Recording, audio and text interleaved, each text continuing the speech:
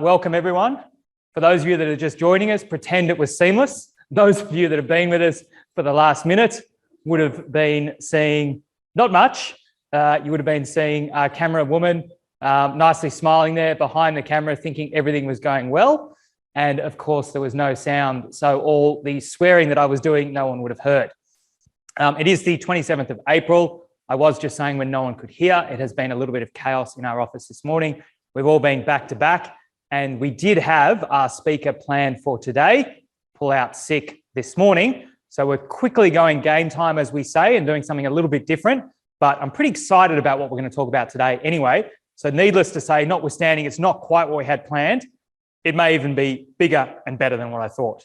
So now that I've calmed the nerves and got settled in, I want to settle you guys in, as hopefully you're just getting your lunch ready and clearing all the distractions. I want to remind you why we're here today and what today is all about. So time and time again, everyone suffers from the same problem. Now, you may describe it in a different way. You may have overcome it, but this is the problem that you all suffer from. How do you buy a home that you can afford, that is right for you, that will add long-term value to your life without making a mistake? Okay?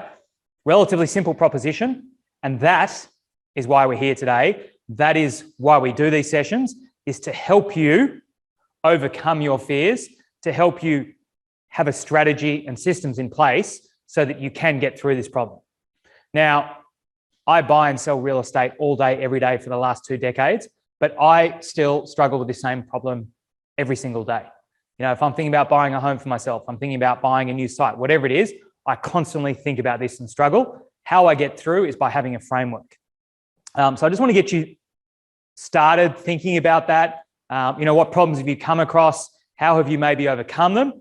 Or perhaps you're currently struggling from this problem. So, there is a solution. It isn't all doom and gloom, but it's not going to happen overnight. And that is why we do this every week. And that is what we love. We love sharing our experience. And, we hope that we can help you get through that problem. So what I've come up with over the last 2 decades is a 3-part framework that you can use to help you overcome, build your knowledge, and empower yourself so that you can take back control and you can make sure that you don't suffer from this problem again. And if you are, you can have the structure and framework to get through. So part number 1 is find. So that's finding the right property. So, pretty basic sort of concept, but you've obviously got to make sure that you satisfy real estate's golden rule number 1, which is location, location, location, but also making sure that you've got the right type of property for that particular location, for the demographics, for your lifestyle, and everything that you may need. So that's pretty fundamental. There's a lot of nuances within that and things that you can look at, but that's what find is about, and you've got to make sure that you get that right so that you continue to have long-term value out of that property. Number 2 is finance. Now, getting the right finance and structuring set up from day one can be make or break. But it doesn't just end there. You've got to continually review that and look at it over and over again. So one of the great things about real estate is that it is very, very simple and straightforward, albeit you can get it wrong, to borrow other people's money to use to buy a home. So whether you're borrowing from mum and dad, buying jointly with a friend, a sister, a partner, you might be borrowing money from the traditional bank, a non-traditional bank, wherever it is, it's a relatively well-trodden path and a relatively well-structured system of borrowing money and providing a mortgage over that home. And that is a great thing, that you don't need to have all that money yourself in order to be able to buy that home. Number 3 is manage. Now, for those of you on the phone that are investors, obviously you'll be thinking straight away, how do I manage that property? How do I find a tenant?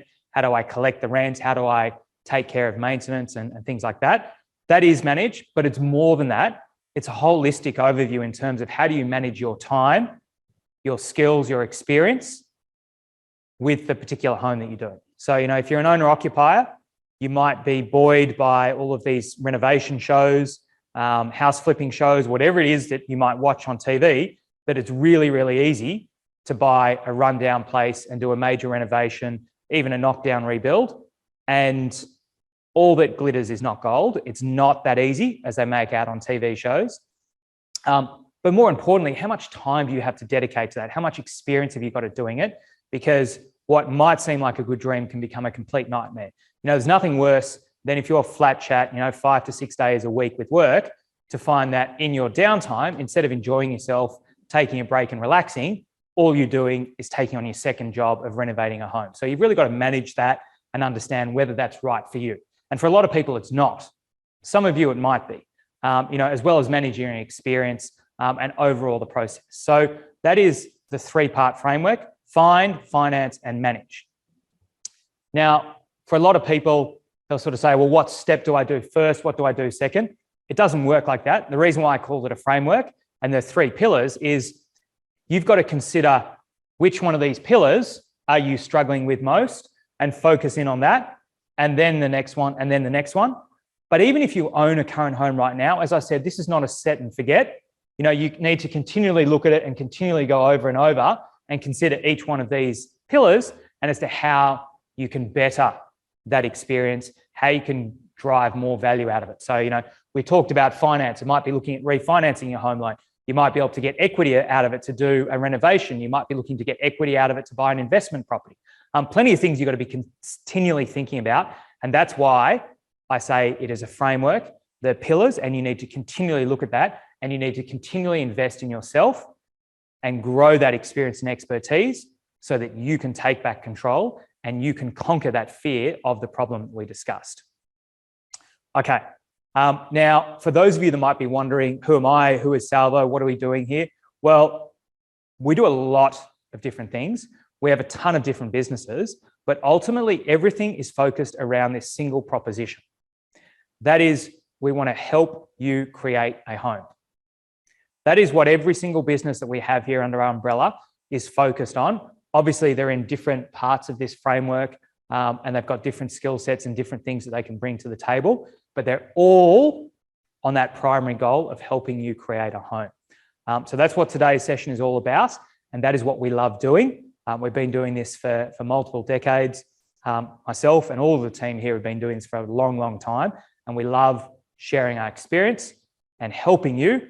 And as I said, helping you take back control so that you can conquer that problem and get through without feeling overwhelmed. So what are we going to do today? We're going to run through in 3 separate sections. We'll go for about half an hour from now. So hopefully by now you're settled in, you've got rid of all the distractions, put your phone on silent, turn it over, unless of course you're watching us via your phone. Get rid of those distractions. If you do have any co-workers, invite them to either join in or tell them to go away, close your door, whatever it is, because those of you that focus and give us your undivided attention for the next 30 minutes are the ones that will walk away with the most value from today and will actually be able to move forward and feel confident that you have the skills and the understanding to be able to move forward and conquer that problem with confidence. So, section 1, I'm going to give you, in less than a minute and a half, a quick roundup of the major stories I've seen happening around the countryside this week. Section 2 will be the main section. As I said, that will probably go for about 20-25 minutes. I'll bring a group of people up here onto the panel and we'll run through a number of your questions, focusing in this week on the topic of all about off-the-plan purchasing. So that will be our major focus today. So if you do have any questions, feel free to start dropping them in the Q&A. If you're on Facebook, put them in the comments. I do have an iPad. It's probably too hard for me to get across all of those now to answer them live, but we will, of course, make sure that we come back to you later today and tomorrow. Section 3 will really just be to wrap everything up and identify for you the pathway forward. As always, people sort of say, that was great, but what do I do next? How do I move forward so that I can take back that control? And I'll simply set out a very straightforward pathway for you to conquer those fears and move forward confidently. So that is it for the introduction. Hopefully you are focused, you are set. I'm going to run into section 1 As I said, I'm going to rattle through this really quickly. There is a timer in the bottom left-hand corner here, and I will, when it is done, it is done. All right. We are away. So the major things I've seen happening around the countryside: loan scheme to prop up home prices. What does that mean? Well, you probably, if you've been listening to us, I've talked a lot about the first home owners loan guarantee scheme, where you can buy with as little as a 5% deposit.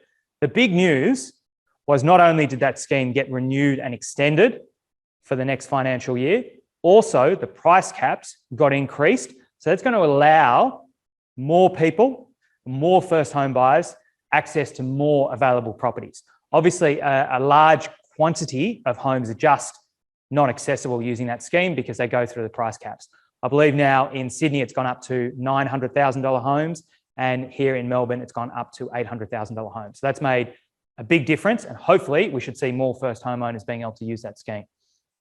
Inner Melbourne apartment prices jumped 6.5%. 2022 is the year of the inner city property, and in particular apartments. 2021 was all about freestanding homes. We're finally starting to see apartments catching up and reducing that gap. International searches go nuts for rentals across Melbourne Docklands and the rest of the inner city. Again, it is the year of the inner city. Migration is starting to come back. Tourism is back. Events are back, and students are back. That is translating through into rental demand. ANZ put out an opinion piece that they believe the rising wages will help to cushion the potential price falls this year. Now, what do they mean by that? It's a little controversial. Well, you'd have to be living under a rock if you hadn't heard every single commentator talk about the low interest rates we've had for the last 2 years is helping the affordability and the ability for people to be able to afford and buy a home. So in the reverse of that, if real wages are going up, that should help offset those increasing interest rates and effectively negate or cushion the amount of fall in home prices that may come through.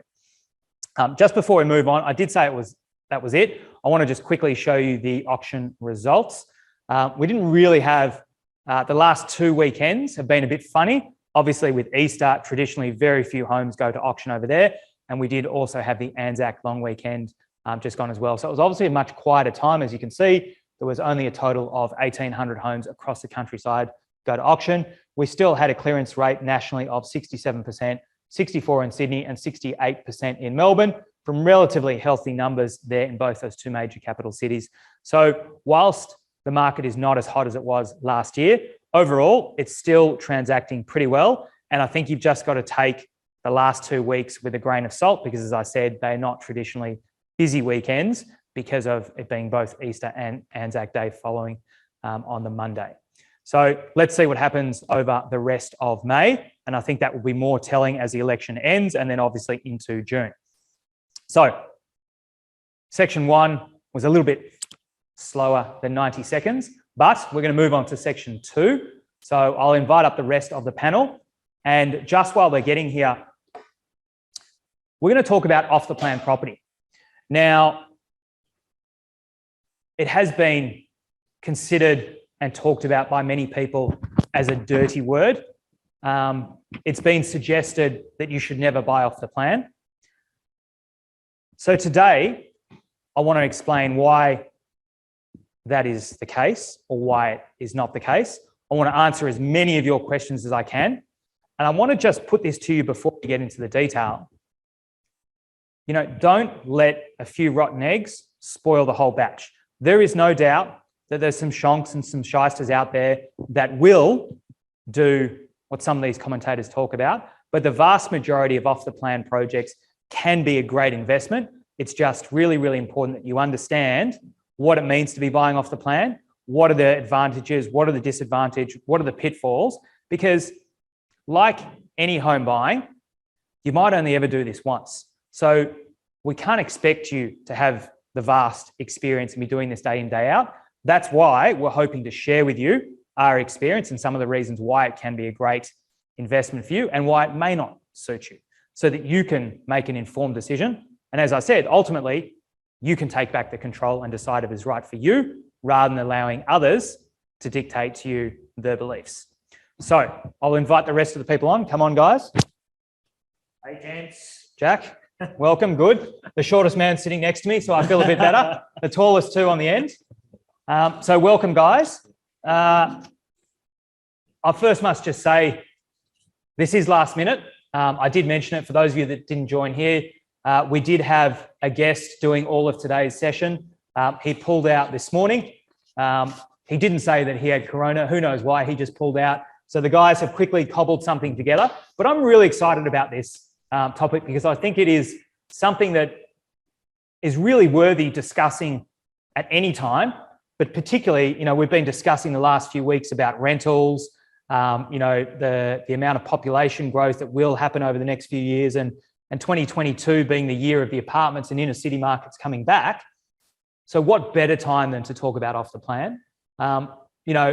Coupled with the fact that that is obviously our area of expertise, and we've got some great projects. So, no doubt, we hope, if this sounds like something interesting to you, that you do chat with us because we've got some great projects that we'd love to share with you. So let's hit it off first. I'm just going to rapid fire because I've seen plenty of questions coming through here. So hopefully the guys will share it. I know they like to hog the mic. I can see Greg's already got it, so he'll probably answer this first up. Can you tell all our viewers just quickly, what exactly is Off the Plan? For us, we just roll with it every day, but can you sort of break it down for the simple person what it means? It sounds obviously we see it very, very simply, but Off the Plan is exactly that. So it's something that is not there. You've got a piece of land or you've got a thing, and you're basically buying a property from a drawing off the plan. So it's off the plan. That's what you're doing. Okay. Yeah. So it's a little bit like an IOU that, yes, the builder or the developer promises to build you something. Yep. And you take on that promise and you say, if you deliver on your promise, I promise to pay you. Pay you, correct. So there's that's our core business, is where we develop in inner city, South Bank.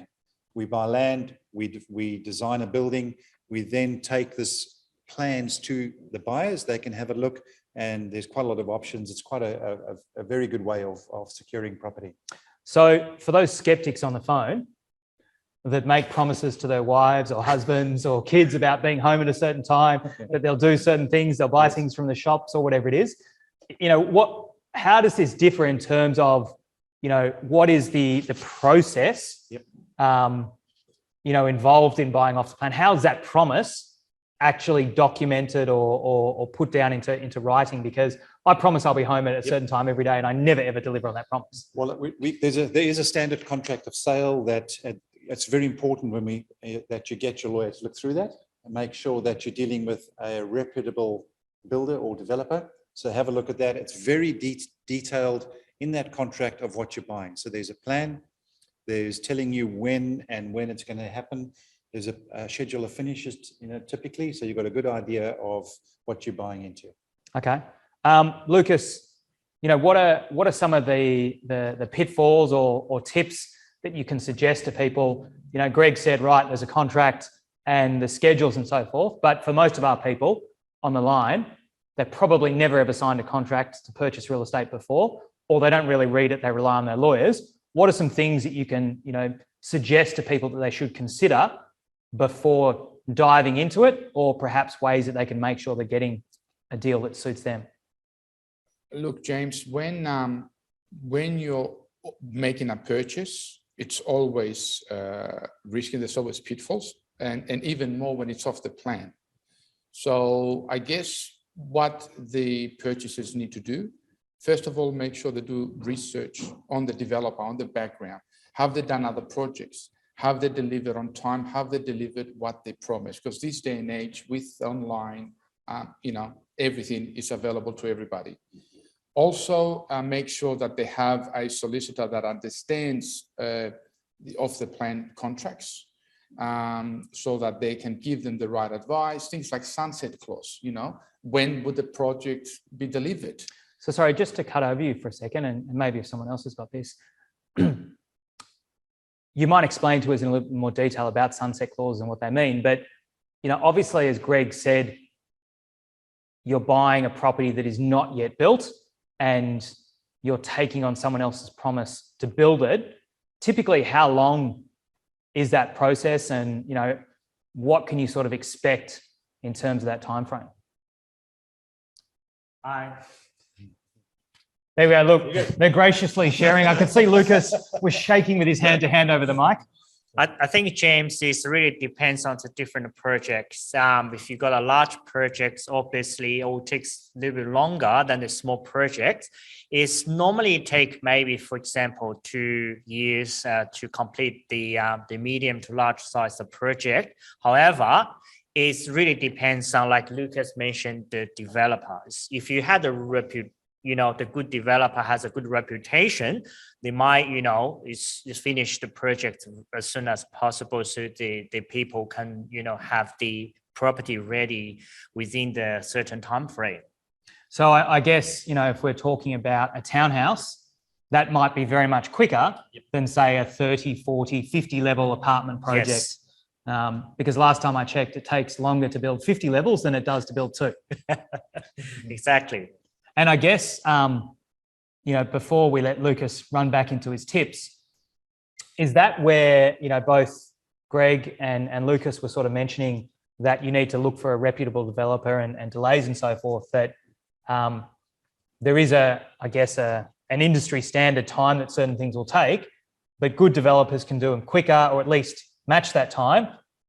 Inexperienced people, it could go on and on and on indefinitely. Exactly. Like we did so many projects, and any of the project we did will be much more earlier than the expectation of the completion time. So that's because we got experience. We know what's going to happen during the whole process. We might already have a prediction of the risk. We can survive that as quick as we can. So everything is like Lucas said, it's dealing with experienced, reputable developer, which is the big benefit for the purchaser. Yeah. And I guess, for buyers, you might be thinking, why is that so important? Well, just think about it. You're excited. You brought a new home. You want to have Christmas 2024 in your home. It can make a difference to you whether you can plan around that with confidence that you're going to be in your new home, or whether you're going to end up stuck in your rental or still stuck with mum and dad, maybe, because, as much as you love mum and dad, it could be too much. Greg wanted to run out of mum and dad's home at age 16. So it really all depends, doesn't it? Absolutely. All right, Lucas, keep giving us the tips. Yeah. Look, one of the other tips is when you're buying off the plan, make sure you research the area you want to buy in and make sure you're not paying too much for a property.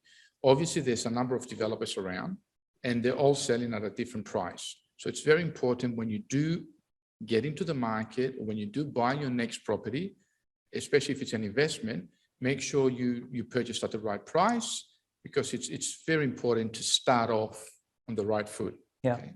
And I guess, for those that are perhaps thinking, but why can't I just see by the people that are there?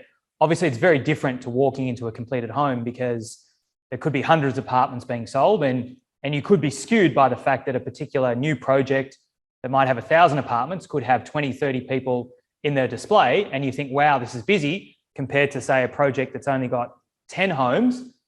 Having 2 or 3 people could be a hell of a lot more comparatively. And I hate to say this, but, going back to when we said that there are a few bad eggs, it would be hard for me to deny that developers have a bad reputation for wearing white shoes and charging too much and trying to get rich, right? And I guess that's why you talk about people's track record, you talk about their reputation, because those developers that have been doing project after project after project got to be doing something right, because you can only burn customers so many times before you don't have a business anymore. I mean, we all know that. We all know, if we go to a particular restaurant or cafe and the service is terrible, the food is terrible, the experience is terrible, we don't go back.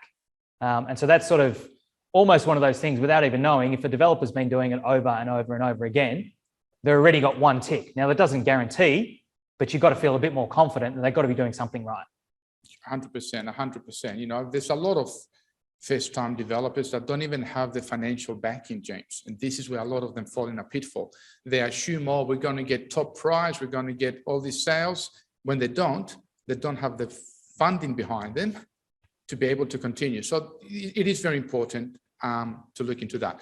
But I want to go into another important tip, and that is displays. So when you're buying off the plan, you visit a display suite, you see these amazing finishes and everything. So a big sort of pitfall for people is they don't realize that with every project, there's a number of different finishes. So you can get upgrade finishes and the basic finishes. So a lot of the developers will have the display looking like $1 million, but that might only be for the penthouses or apartments worth over $2 million. So you... What, shock horror, you're telling me that people actually build their best to display you with and then sell you the worst? Yeah, you might say that. So, you know, it's important to know when you do enter a display suite to ask those kind of questions. Say, look, is this the finishes that I will be getting in my apartment, or do I have to pay extra to take those finishes? Because, you know, somebody walks in, sees these finishes, when they look at their apartment, maybe they didn't go through their contract with the solicitor correctly to know from the beginning. Then when it comes time for settlement, they find themselves, with a huge shock. And I've seen a lot of questions coming through, but I want to ask this for myself. So, you know, how can that sort of differ if, you know, I love going to the Gold Coast. It's sunny, it's warm, the beaches are great. I love surfing, as you guys know. And, you know, you walk along Surfers Paradise, you go down the main strip, Cavill Avenue, and the mall there, and there's probably 3 or 4 real estate agents with displays in their office.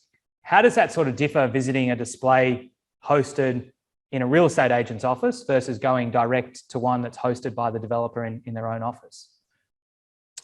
Look, yeah, you can go through that. You know, you've got to remember, as you always talk about, agents can be shonky. Is the 1, word. 2, 3, 4. However, We can say that. but as developers, which we are as well, a developer, especially when you're doing this for a long term, as we have been doing, you try and put forward your best product because you know you want to repeat that. Yeah.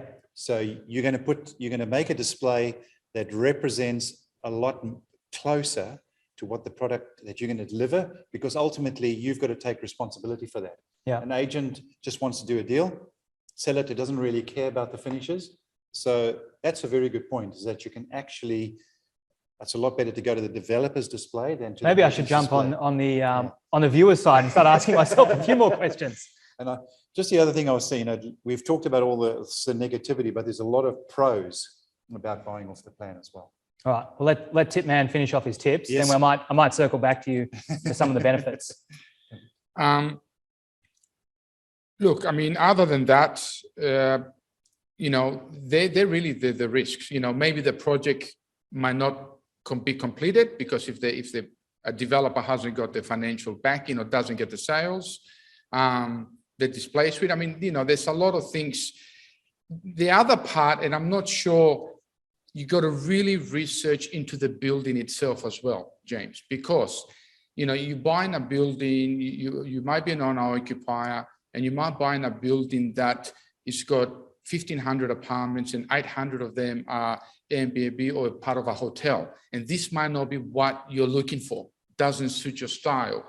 Or they might have an amazing gym and pool on level 40, and they say, no, but only the people that live on the penthouses can use it.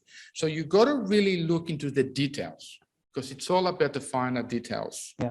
And look, I think the best tip I can give you, there is no question too stupid to ask. So you remember, whoever you're going to visit, they're all salespeople. They've all got the incentive to make the sale. So ask any question you can. As Lucas said, don't feel embarrassed, don't feel uneasy to ask those questions, because ultimately that is how you'll conquer those fears. That is how you'll make sure you understand it, because that can be a big difference. That if all the reasons why you chose to pick this as your new home, based on particular features, particular finishes and so forth, is actually not what you're getting. And that is the hard thing. Look, Greg's going to tell us all the benefits, so I don't want to dwell on the negatives too much, but definitely the reason why off the plan can get a bad name is because you can't see it, touch it, feel it. You do have to have faith in the developer, the builder, the agents that are selling it, that what they're representing to you and what's in the contract will be delivered as promised. And the best way you can do that is to do your research, buy from someone with a track record, buy from someone you feel comfortable with, and ultimately see if you can see some of the past projects, because that's the best indication. If it's run down, it's broken, or they say we don't have any past projects, well, kind of answers your question. So Greg, we've dwelled on some of the pitfalls. Yeah. Now tell us, off the plan is a big market here in Australia. Yep. It's, you know, well documented with our laws. There's plenty of protections for purchasers. Yep. Let's talk about, you know, the fundamentals. Why is it such a good opportunity, and why do so many people that understand it jump on it and love buying off the plan? Well, first of all, you don't have to have all the money up front initially. So that's a key thing. So if you're a first homeowner or you're looking to get into investment property, it gives you time to be able to either get the finance or save some more money. Initially, all you would need is a 10% deposit. So that secures you the property, then gives you time to get the balance or get the finance and stuff that you need down the track. So what you're saying is, you know, maybe you've got 10% available now. Yep. You need another 10%, and that might take you 2 years to save. If you've got a project that's going to take 2 to 3 years to be finished, It gives you that you can lead buy time. it today, Absolutely. lock in today's price and keep saving. That's the point I was saying, that you're locking in today's price for something that's going to go up with the way Yeah. things are moving, that are going to go up in the future. So that's a key thing. Firstly, is allowing you to get into the market, get your foot on something, and to get the savings in place. And it's kind of good to have a target, Yeah. because I know we can all get swayed by the latest shoes, the latest watch, whatever it might be. But when you know you've got a deadline and a timing, you've got to focus in and do it, don't you? Absolutely. You know, I know you're always looking at something new to purchase, but when you know you've got that deadline, you know, I've got to save, got to save. And a lot of us need that discipline. Yeah. The other key things, a lot of the time, there's a lot incentive in terms of stamp duty savings. So currently, you know, there's a 50% reduction in stamp duty. Mhm. First homeowners, however, there's always up to certain thresholds, they wouldn't pay any stamp duty. So there you're going, savings, deposit, and then already you've got another big saving in terms of stamp duties. Yeah. And Jack, what about owner occupiers and stamp duty if you're buying off the plan? How does that sort of work? Because I know there's another big benefit there. Yes, the owner occupiers who buy in the off the plan is sort of like still have the certain portion of the stamp duty saving, depends on the different state. And currently in Victoria, I think it's 50% stamp duty saving, and like Greg said, at certain price points. But I would like to also mention the other benefits. I think Greg gonna mention, but I want to say Steal them off him. Take it. That end of the panel's been stealing everything. It's off the plan. It's got the possibility to give what the most wants, the floor plan, and any change you want to make in your future home, which is the complete home you cannot achieve. Because for any of the plan project and property, you can say, okay, is it possible to make the bedroom like I like it, the bathroom like a different finish, and like make your dream becomes true. So that's the big benefit, I think, for the people excited to have the new home. Yeah. Now, I know over the decades we've had a lot of interesting people do a lot of interesting changes. I think, Lucas, one of the funniest things we've had from one of your buyers is who wanted no doors anywhere. I don't know why, but I guess, Jack, that's what you're saying. If you want to build it with no doors, you can do that. Yep. Greg's recently had some buyers that wanted to change the floor plan completely, make a raised level and a study and a weird sort of storage device. And look, it was odd, I'll tell you, but it's what they wanted, and I think they're wrapped with the outcome. They couldn't be happier with it. So that's an interesting point you make, I guess, that at the time of buying, making those changes up front are far easier and cheaper to do then and there, and sometimes they can become impossible to do later down the track. Yeah. So, when we think about paying the deposit, I guess there's other options. Maybe you do have the money. What are some of the other ways that make buying off the plan unique and give you the ability to not necessarily need to have cash to buy that deposit? Okay, the other one we often talk about is, or you can get rid of there, is using a I think they were fighting over not wanting to answer the question I saw there. If it didn't come through, there was a look of horror from everyone. Yeah, you can also use a bank guarantee, James. So, for instance, your parents might have a situation where they've got a home and they can actually use that home to give you a guarantee, so you don't need the cash. Yep. So then it allows you as a first homeowner to get into the property, get your foot on it without actually having any cash, because you can put up a bank guarantee. Yeah. Okay.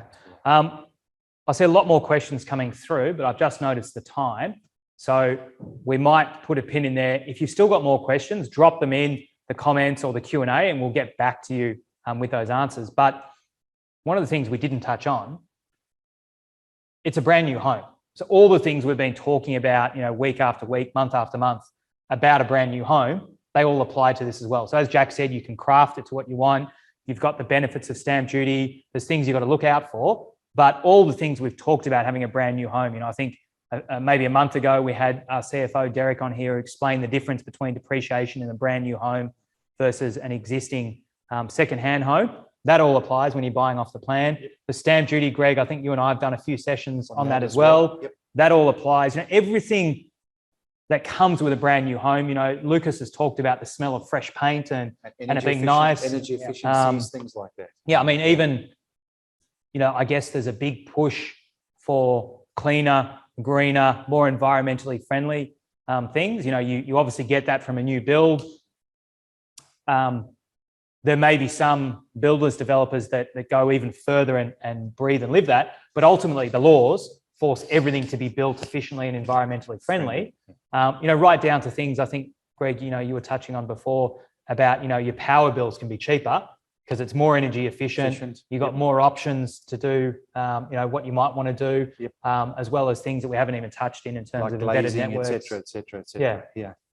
So it's really good, as well as obviously the benefits of having communal facilities that are the latest, greatest, and the designs and the look. And no repairs, James, for a very, very long time. Everything is brand new, and you're not going to have the surprise of, the hot water system breaking down or your tap or something like that. Yeah, and if it does, I guess you've got the warranty, because some things do happen.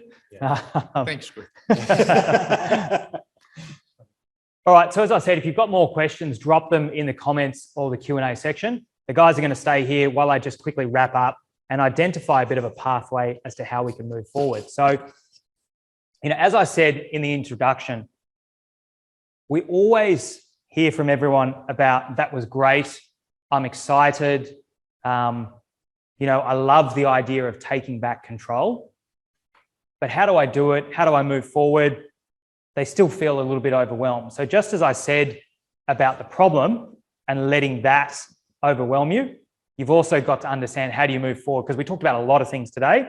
And obviously we had a focus today. Those of you that are watching week after week, I hope there's some of you, at least those of you that watch, once or twice a month, will know that we have a different topic and a focus area every week. Might be saying, well, that wasn't relevant to me, but that one was. How do I put it all together? Well, the way that I see it is, you've got a choice. Okay? There's three things that you can do from here, and you'll fit into one of these three buckets.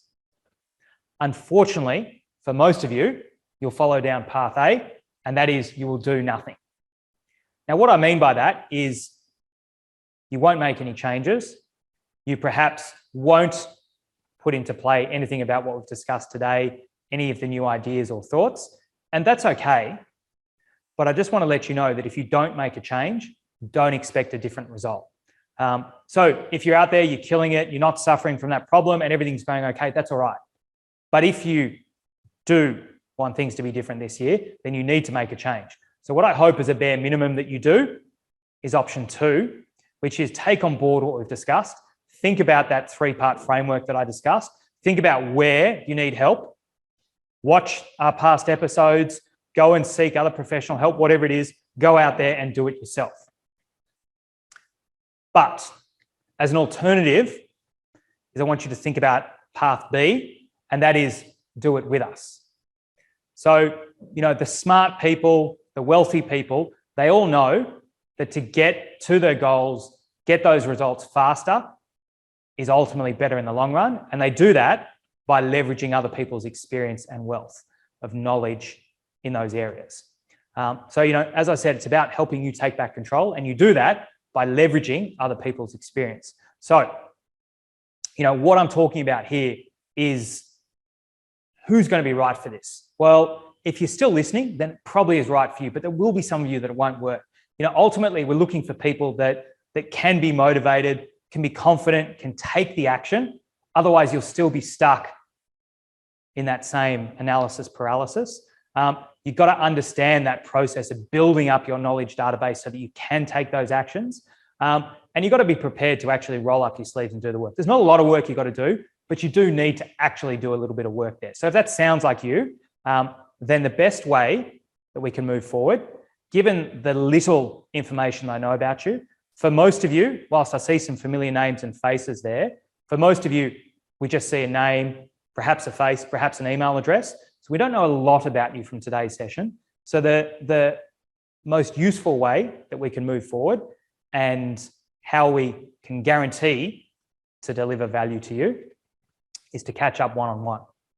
So what I'm asking you to do is to set aside and commit to 15 to 20 minutes with us sometime over the next week, where we can get together, have a bit of a chat, better understand your circumstances, answer any questions, and help you format a bit of a plan as to how you can move forward. Now, everyone is going to be in a different stage, and how we help you move forward, which part of our businesses are best placed to help you move forward, will come from this meeting.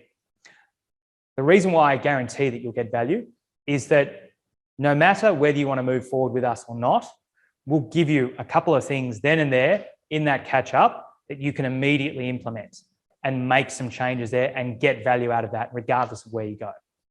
So however you want to do that, obviously the vast majority of the coronavirus restrictions have ended here in Victoria as well as New South Wales. So if you do want to fly down to sunny or rainy Melbourne, feel free to and meet up with us one-on-one. Of course, we can do it over FaceTime, we can do it over Zoom, we can do it over the normal telephone call, whatever best suits you. And those of you that are here, we'd love to catch up with you one-on-one and buy you a coffee. But I guarantee if you make the small commitment of 15 to 20 minutes in your day, sometime the next week, you'll walk away with value, as well as the opportunity to really, really hone in and focus on what you need to do so that you can overcome the problem and get down that path quicker and quicker on your home ownership journey.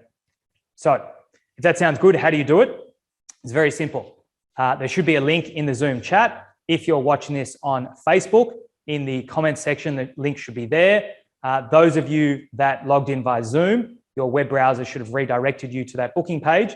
Lastly, those of you that provided your email address when joining, I'll send you a follow-up email when today's session ends with that link. So if you don't have it, you can't see it, or you're just not sure what time suits you at the moment, I'll send that through. But I do warn you, these do book up quick and fast. So jump in as soon as you can and book one of those sessions with someone on the team so that we can make sure that we deliver on that promise and that value for you today. Now, before I let you go, I want to just talk about a holiday I went on. We're getting to almost a year ago. It was in winter last year, and I went to Hamilton Island. Great part of Australia. It was warm, it was sunny, which is great for July because those of you that live in Victoria will know it is cold, wet, windy, and rainy. And it was nice to get away. I think I was there for 4, maybe 5 days. And on the second day, my eldest daughter, Isabella, said to me, "Dad, I'd love to walk up to the top of that mountain and watch the sunrise." Now, I know she wanted to do a bit of a TikTok, but I thought that would be a great experience for us to do together. So I said, sure, let's do it. Now, the sun rises bloody early in Queensland because they don't have daylight savings, and it just rises earlier. Anyway, so I had to set my alarm for 4:45. Now, we all know how annoying the alarm is on our phone. It beeps, and all you want to do is hit stop, snooze, whatever it is. So that next morning, what did I do? Well, I hit snooze. 8 minutes later, it went off again, and I thought, I can't be bothered to do this. You know what? It's nice sleeping. And I hit stop, and I rolled over and went back to sleep. About a minute later, I quickly woke up and I thought, what am I doing? No, she really wants to do it. So I woke her up. We ran to the top of the mountain. If you can see here, you can see the joy on her face. You can see the great outlook. And it was a really, really great experience. Now, the reason why I'm telling you this, it would have been so easy for me to have kept sleeping. But I didn't. And because I didn't, I got this great experience. I created this great memory, and I took what seemed hard at the time. And I said, no, I've got to go out there and I've got to do it. And I made that great memory. And it was a really, really fantastic time. Those of you with kids will know you have such a short window when they actually want to talk to you. They actually want to spend time with you. And this is a great memory that I'll always have for the rest of my life, as well as my daughter. So if you haven't booked one of those sessions yet, then just think about it, because it's people like me that do what sometimes feels like hard, do what they sometimes think, I'll do that later, actually push through, do it, book one of those sessions now, because that is how you'll move forward. And remember, later equals never. So jump on, book one of those sessions, because that is how you'll move forward. Now that is it. We are done for today. So thank you very much for joining us. As always, I know that there is plenty on that you could be doing. So I really appreciate all of you sticking around to the end. Lucas, Greg, Jack, thank you. I know it was a little bit game time. I think that was great. And hopefully all of you that stayed to the end really enjoyed it, got some insight. As always, I'll put the recording up. So if you want to jump back in, you missed any of those questions or any of those answers, I'll have that up in the next day or so. And feel free to jump on and watch that again, as well as all the other episodes and some of the other great tips and advice we had. So for now, on behalf of me and the rest of the guys, thank you very much. And we look forward to seeing you again, hopefully next week or next month.